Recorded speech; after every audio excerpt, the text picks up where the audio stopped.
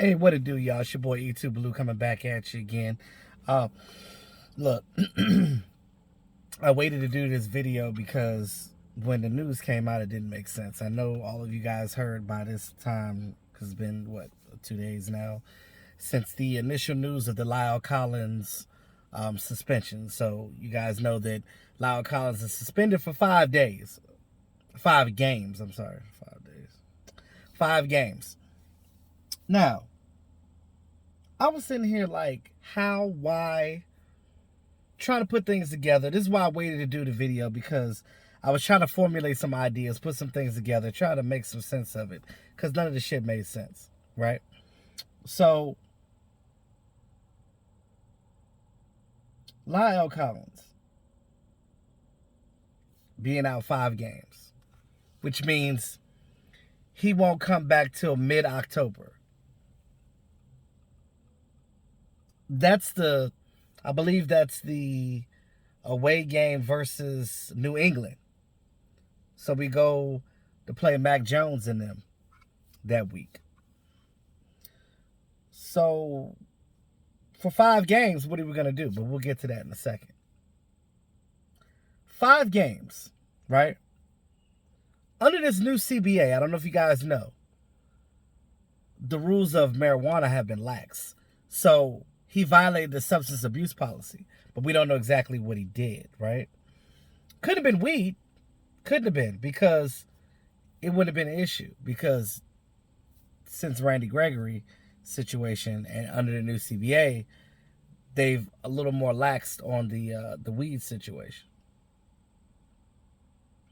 So what did he take? A supplement that was on the list of, because I don't know what all the supplements are on the list of the NFL's substance abuse policy.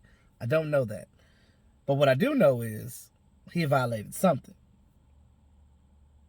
You guys remember Lyle Collins lost weight fast, right?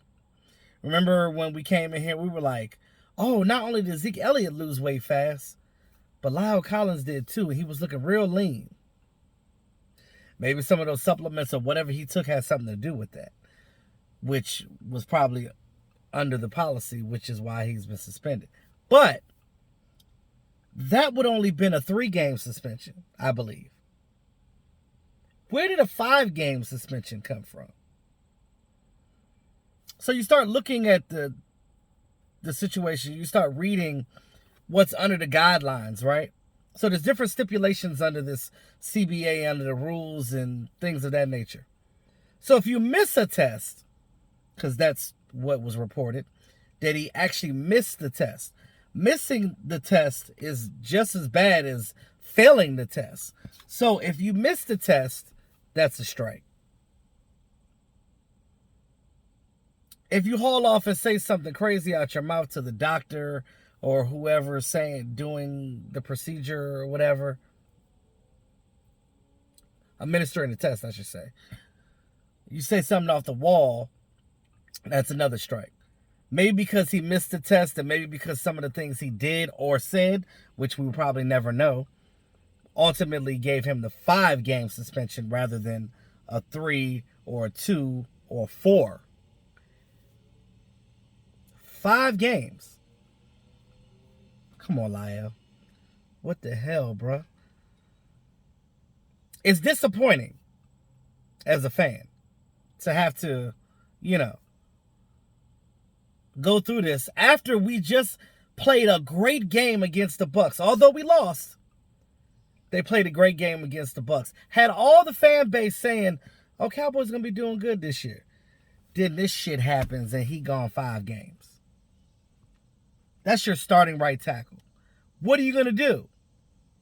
Well, let's look at the options, right?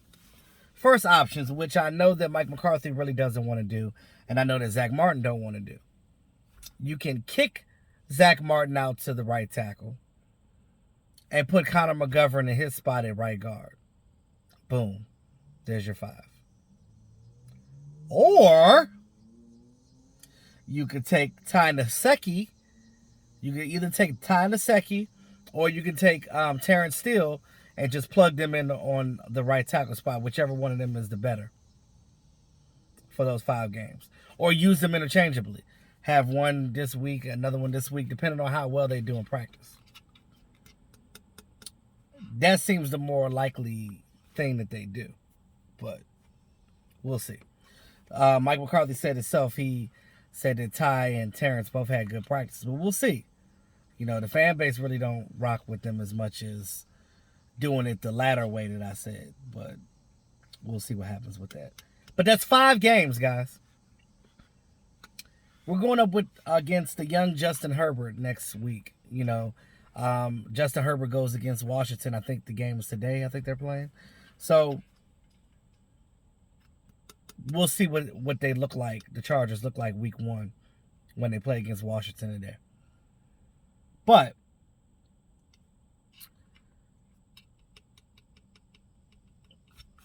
I guess we'll wait and see what happens. I know he's still trying to peel it, but I know he's not going to get it. It's just disappointing as a Cowboys fan because it's like, oh, here we go.